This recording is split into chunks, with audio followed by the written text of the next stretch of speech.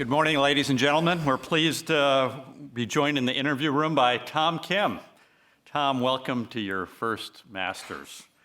At just 20 years old and the youngest professional in the field this week, you've already secured 2 wins on the PGA Tour.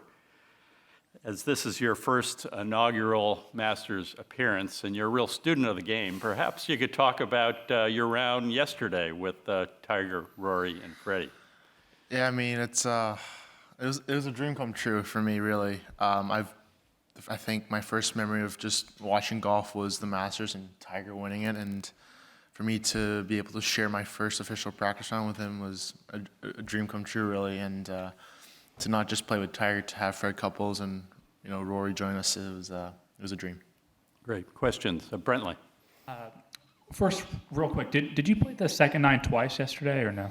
No, I played front. I did play the back, and then I just walked the back 9 again because I'm gonna play the front 9 today, so I just wanted to get some work in on the back again. Because I saw you with Scotty and Finau, right? No, so I was gonna walk down 10. Scotty was just teeing off, so I hanged around with him for a hole, and I left after that. Okay, and then my actual question: what's the biggest thing that you picked up from Tiger yesterday?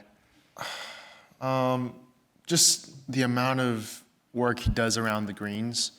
It was really cool to see to pick which chip shots he was hitting and stuff like that. The positions that he put himself in after he holed out. It was really cool to pick, and kind of when I walked again, I got to kind of see where he pitched from. He has years and years of knowledge here and so much success. So I'm pretty sure there's a reason why he's there. John. I'm curious about first times you've played Augusta. Were you here at all this winter? Is this week been the first time? And talk a little bit about those experiences, if you would. No, I was here a few weeks ago for a few days, and it was really important for me because I got the bug out because of how much I love Augusta National. To be able to experience for the first time and just to kind of, oh, look at this shot, and oh, this is where Tiger hit his chip on 16, and just got all that stuff out. So I was able to come yesterday and play and just focus on my game and get my work done. Ann. How much time did the guys spend perhaps talking with you yesterday, and what was it like? Do you mean your practice round, Rory and Tiger and Freddie? Yeah, it was a long practice round. I realized we almost played for 3 hours. It was a long practice round, a lot of laughters. It was really fun, but at the same time, the guys were pretty serious. They were getting work done, but it was just nice, enjoyable round. Go. Tom, how much influence has an Asian champion like Matsuyama given to Asian players like yourself who can actually do well this week? Yeah. I think, obviously, in major championship history, we haven't had much Asian golfers win. But right now on the PGA Tour, I feel like there are a lot more Asian golfers than they were. So hopefully, especially the Masters, I mean, every single golfer wants to win it, but for an Asian golfer to win the Masters is going to be a lot more impactful, I feel like, because of how far, sometimes because I grew up in Asia and how far this tournament or this tour feels like, how far it's away. So hopefully this week, whether it's me or any Asian golfer, can have a chance to win on Sunday and kind of inspire the generations coming up. Cameron. Tom, you're obviously a pretty quick study, and you've won a couple tournaments already on the PGA Tour. Do you feel like you could win this week? Do you feel like you could learn how to play this golf course quickly enough to win this week? I hope so. I've got some really good work done, and this course actually does suit my eye a little bit. So, I'm trying to prepare really well. Obviously, some of the guys have been here a lot more than I have, but I have to kind of adapt really quickly. The weather it looks kind of shaky a little bit on the weekend, so whoever has the best stuff kind of wins. Doesn't matter whether you're prepared or not. So just trying to get ready, and hopefully I'll have a chance to win on Sunday. Alan. Tom, when Live Golf announced its relationship with the Asian Tour, you were kind of part of that initial press conference, and then yesterday when you play with some staunch Tour loyalists like Tiger and Rory and Fred Couples, does that kind of help bake in your allegiance to the PGA Tour, being around those guys and hearing what they have to say? I mean, my goal was always to be on the PGA Tour. That was always a dream, and I grew up in Asia, so playing on the Asian Tour was a really good start for me to travel more and get the experience. But days like yesterday definitely makes me feel like dreams really do come true, especially the guys back in Asia. I had a goal and I worked towards it, and it just feels like days like yesterday, definitely the hard work kind of pays off. James. Hey, Tom, I'm curious, what happened with the skip shot on number 16? So yeah, I wasn't really thinking about it. I was walking down, and I think I just saw Tiger picking out a club, and okay, I guess we're skipping on 16, and he was okay. Let's go on 1, 2, 3, all of us. And I didn't really realize how low and steep you had to hit it, and I just took a normal swing and just tried to hit it a little low, and I just airmailed the green and just didn't even come out low enough, and I hit it pin high. I'm just glad I didn't hit anyone, but hopefully in my next attempt I'll be able to hit the water and at least skip it. What was the one thing you were hoping to see when you came out here for the first time? Not really like what I wanted to see, but what I didn't expect was how amazing the crowds were on a Monday. When you walk up to 12, like from 11th green, obviously I'm pretty sure the players that I played with yesterday definitely played an impact on it, but I mean the standing ovations you get almost every tee, and like if you make a putt for birdie, they're clapping and they're cheering for it to go in the hole or stuff like that. That really shook me a little bit, just realizing of how historic this place is. Joy. Tom, hi. It's a two-part question. Is it true that it was the green jacket that actually got you starting golf? That's sure. number one. Yes, 100%. Because as long as I can remember, like I said before, I think my first memory was probably Tiger winning the Masters. It was probably my first time watching golf on TV or something. So that was really, man, I want to do that too. I thought it was really cool, and this event, the Masters, has always been my favorite event to watch, and was hopeful to play in it. Ryan. And your rise has been so, dramatic on the PGA Tour that people tend to forget that you have almost spent 3-4 years playing on Asian Tour and doing so well in so many Asian tournaments, including winning in my country, your first professional win.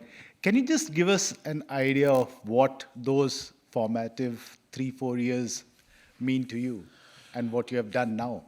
Yeah, so I turned pro a lot earlier than a lot of people do, but because I didn't really have a plan to go to college, like to play college golf. So I was like, okay, let's turn pro early, and obviously back in Asia, the age allows for it. So I spent time there, and I felt like it was a great time for me to adjust faster, so I was hopeful that hopefully I can be on the PGA Tour as early as I can, and those times that I've spent traveling and adjusting to new courses, adjusting to new countries, eating different food, definitely has helped me adjust quicker when I got here, because I was so used to traveling a lot and adjusting. So those 3-4 years spending time on different tours definitely made my foundation really strong. Ryan. What's the best piece of advice you've received about how to handle stardom in the modern age? I think it was actually last year, Rory played a big role in it. I remember him saying when I just charged into his press conference, I remember him saying about like, don't forget of what got you here. That was a big thing. Not forgetting of the path of what got me here, because sometimes it's really easy to forget the road that you've come to get where you are, because there's just a lot going on. So I always try to tell myself, all the hard work that I've done, just as long as I don't forget it, it's really hard to lose your path. So that's what I've been trying to tell myself. Obviously, I have a great team around me. They definitely keep me humble and grounded, so I'm very fortunate for that. Gary. You've been building a lot of new game plans for golf courses you were unfamiliar with over the last year. What are you trying to do this week to build a game plan and understand the things you need to do to execute it?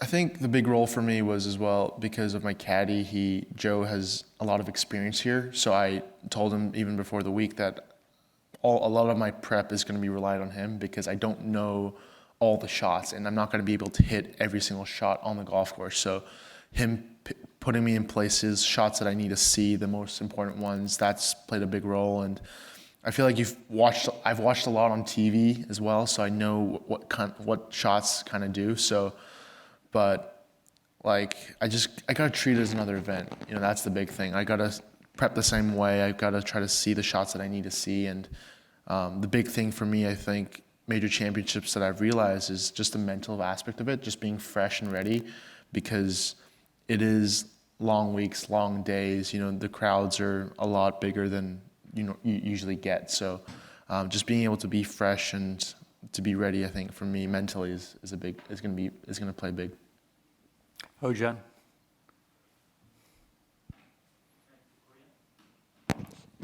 Can I speak Korean?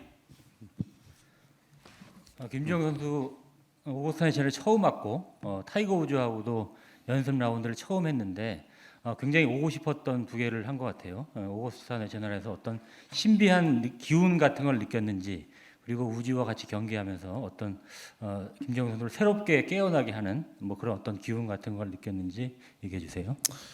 네, 일단 참 어렸을 때부터 마스터스 대회를 보고 자랐고, 정말 제가 제일 좋아하는 선수가 타이거 우즈인데 제 첫 마스터즈에 타이거 우즈랑 같이 함께해서 정말 꿈 같았던 것 같아요. 정말 너무 영광스러웠고 이게 현실인가 가끔씩 생각이 들었는데, 좀 같이 연습을 할 때 좀 많이 배우고, 그 타이거가 여기서 우승도 많이 했는데 그걸 보면서 어떤 샷도 치고 어디서 어프로치나 펑크샷이나 퍼터나 이런 거 하는 거 봤을 때 그런 거 봤을 때 여기가 참 중요하구나라는 거 많이 느껴져서 그런 것도 많이 배운 것 같습니다. Zach. The biggest difference from playing this course for the first time 3 weeks ago from what you dreamt of what it would actually be like was what? I think the speed of the greens were a little different, obviously, but the firmness of the fairways, I was really shocked because we just came from a lot of rain, and when I first came here, and it was playing a little softer, but the firmness of the fairways, I was completely shocked with the chip shots that I was hitting in my few weeks earlier, because they were going through the turf really nicely. I was able to spin it, and then suddenly Monday comes along and it's firm, and I can't get the ground sometimes, and it's bouncing off, and stuff like that was really shockingly for me. Ben. Tom, just to clarify, what year would that have been that you were watching Tiger win the Masters? Which year was that? I think I've watched all of it, but I think the first one was probably 2005. That was, as long as I can remember, that was a big thing. I think the 2005 when he chipped in on 16, that was probably my first memory. And then yesterday playing with that group, I guess what was kind of the genesis of getting included with that crew? I guess who kind of reached out to you, or did you put the group together, or how did that kind of come together? I did not put the group together. That's impossible probably for me, but Fred was telling me, I think ever since the President's Cup, like, let's play the practice round, like let's go out, and few weeks just talking to him, and obviously Joe as well, my caddy, talking to him as well, like got a text saying, hey, it's gonna be you, me, Tiger, Rory. I'm like, okay, cool. Anand. I just want to ask you, is there an interesting story behind you choosing an English first name? And have you had an opportunity to speak with Hideki and borrow some notes for the Masters? Pardon, can you say that again? Did you have an opportunity to speak with Hideki and borrow some notes for the Masters? No, I did not have a chance to talk to Hideki about the Masters, but I did ask him, I think it was the first time I played with him, about the experience of what it was like coming down the stretch of the Masters. And about any story about your first name? You chose a first name. Yes, so my first name, obviously it's in English, it's Tom, but it was originally Thomas, and it came from me just loving the show Thomas and the Train. Like, it was, as a kid, I just, for some reason, I think maybe I was very stubborn. I told my parents, hey, I'm going to name myself Thomas. It is what it is, and went with it. But as I got older, a lot of my friends just started to call me Tom, and just kind of went that way. Evan. Tom, over here. Just curious, you're a young guy, but you've been around for quite a while, or longer than people realise. Do you sort of feel older and more experienced than your age suggests? I think so. I am 20, but I don't really feel like I'm 20. Sometimes I feel like... How old do you feel? I feel I can't say it. I feel like it's going to be very rude, but I do feel like my elder years, like Clooney years, I would say. That's what I feel like. I do feel a lot more, I'm still maturing, that's my big thing, but I do feel a lot older than I am, because sometimes I do see some of my friends, or like guys I don't know, but like guys around my age, they just because of my environment, like when I play the PGA Tour, these guys, of how they handle themselves and stuff like that, I learn a lot, so I tend to kind of blend that way than more the other way. And just on that, experience is obviously one of the most important factors. At Augusta, do you feel like you've picked enough brains by now, particularly yesterday, that you've sort of gleaned enough information to really give yourself a good chance? I think, yeah, for sure, but it's almost to a point where that group, you don't really need to talk to them about it. You can just see what they're doing, and then you can kind of, okay, you think about it to yourself about, okay, why are they hitting their shots to those pins, and the spots that they chip from, okay, I guess they leave themselves that. Obviously, game plans are very different because the game's different, but you can kind of have an idea of how the course and plays during tournament weeks and why they're chipping or putting from there. We're going to two more questions. Naomi? If you win, it's going to make it the youngest winner on the Masters. How do you feel about that? That would exceed expectations for sure. But, I mean, I think everyone wants to win the Masters. Everyone wants to park in the Champions parking lot. Everyone wants to go to Champions Dinner, so everyone wants to fight for it, and I'm the same way, and hopefully I'll just be able to have a chance on Sunday. That'd be a dream. Last question, Lauren. This is a challenging course, and definitely course history, your personal history on this course can be a huge factor during this tournament. What are you looking for in the practice rounds?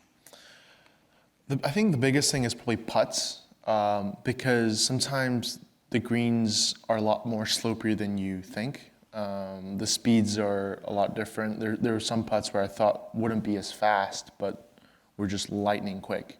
So stuff like that, and sometimes there's some shots where normally you don't, stats-wise, you don't want to short side yourself, but there were some holes where, like back of 17, if it's a back left pin, it's almost better to be chipping a few yards past the pin than putting short of it, because it's just straight uphill.